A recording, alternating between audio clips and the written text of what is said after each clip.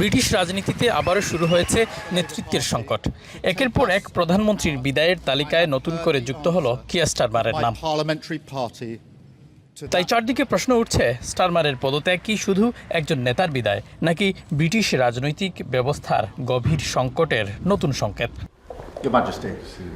ক্ষমতায় আসার পর স্টারমারকে ঘিরে বড় প্রত্যাশা ছিল সমর্থকদের মধ্যে, কিন্তু সরকার পরিচালনার শুরু থেকেই নানা চ্যালেঞ্জ মোকাবেলা করতে হয়েছে স্টারমারকে।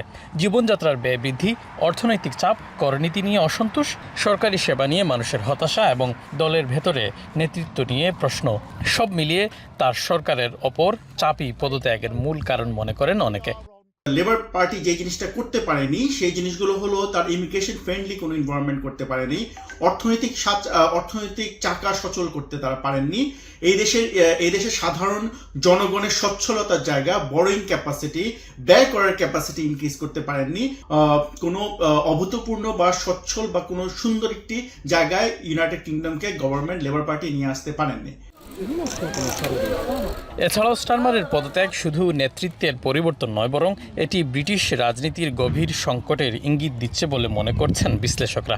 এছাড়াও নতুন করে প্রশ্ন উঠেছে লেবার পার্টির ভবিষ্যৎ, দলের ঐক্য এবং দেশের রাজনৈতিক স্থিতিশীলতা নিয়েও। পাশাপাশি আসছে নতুন নেতৃত্বের জন্য জন আস্থা ফিরিয়ে আনা সবচেয়ে বড় চ্যালেঞ্জ হবে বলেও মনে করছেন বিশ্লেষকরা। 72 ঘন্টা ময়েশ্চার লক সমৃদ্ধ লিলি হুইপড শিয়া মিস্টিক গ্লোয়িং বডি ওয়াশ। শিয়া বাটারের গুডনেস স্কিন রিপেয়ার করে রাখে সফট ও গ্লোয়িং, ছড়িয়ে দেয় লং লাস্টিং ফ্রেগন্যান্স।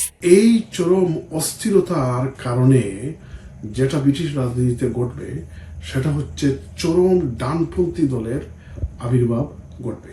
ইতিমধ্যে ঘটা শুরু হয়েছে। অনেকে বলছে চরম ডানপন্থী দল আগামীতে হয়তো সরকারও গঠন করে দিতে পারে, আবার কেউ কেউ বলছেন যে সরকার গঠন না করলেও হাং পার্লামেন্ট হতে পারে। তো এগুলো খুবই শঙ্কার বিষয়।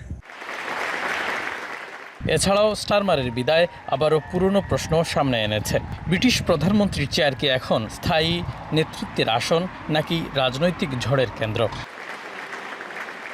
শরীফুল ইসলাম চৌধুরী, এখন, লন্ডন।